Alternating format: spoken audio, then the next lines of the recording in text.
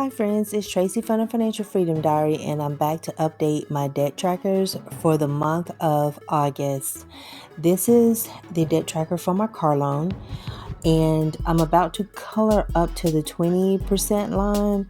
I was thinking about doing 25, but the amount that I have to pay off is closer to 16,000 than 21,000, and my amount to pay off the car at this point in time was $1,773.32. Also in this video, I am going to set up 3 more debt trackers in my Erin Condren instead of my bullet journal. My bullet journal is almost to the end and I need to migrate into another one. So I'm not going to put anything else in this one. I'm going to call this one a wrap and keep my debt trackers for the rest of 2019. And as far as this goes into 2020, in my Erin Condren. So I'm just filling that in, and I'm really excited to get this car paid off.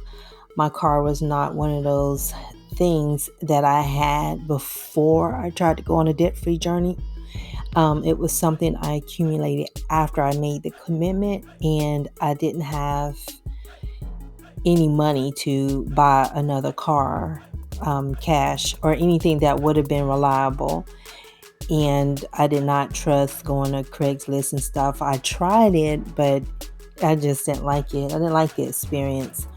And so here, this is my payments goal tracker. And so I tried to reach $36,000 to debt for the year. That is a stretch goal. Right now I'm at $18,694.74. So I'm coloring up to the $18,000 line. Having a big goal like that helps me to pay the maximum I can, do what I can do, and it just gives me something to strive for. And so now this last piece, I'm going to set up my debt trackers for FedLoan E, F, and G. There's I think there's 16 more that's left for me to pay off. I started out with 20 and I paid off 4 of them. And once I pay off the car, I'm going to focus on FedLoan E. The pie charts I actually got from fundingcloud9.com. I can't remember if it was within that blog site or if I had to sign up for a mailing list and I got those. But that's where they came from. They're not a creation of my own. And I'm just adding my debt name, my starting balance at that point in time, and the priority. The priority is where does it stand in my list of debts. When I first created my list of debts, I took my student loans and I put them all into one. That is not what Dave Ramsey says to do. His is you just organize them smallest to largest, and so I should have broken those out, but I decided to leave them together. And what I did was I structured those smallest to largest, and I would pull some out and pay them earlier, and that's how the first 4 are paid off. And now I'm going to try to finish up 3 for the rest of this year. I think it's going to be a stretch for me to get FedLoan G paid off, but I'm going to do the best that I can. And on the back of these, I'm just using some double-sided tape.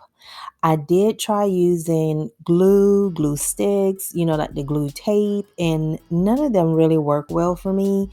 I felt like they would peel up and I would have to constantly keep putting glue on the back of it. And it was kind of annoying. And I also put my goal payoff date. So for this one, it's October 31st, 2019. And now I'm going to set up FedLoan F. And the numbers are what FedLoan applied to them. They didn't have the numbering on here when I started my debt-free journey. They added numbers later, and I had already given them letters, so I just consolidated the 2 systems, so that way I would know when I logged in where to apply the payments. It's a lot easier that way. But I also keep track of the dates, what the original balances were and what was the current balance at the point in time that I actually started.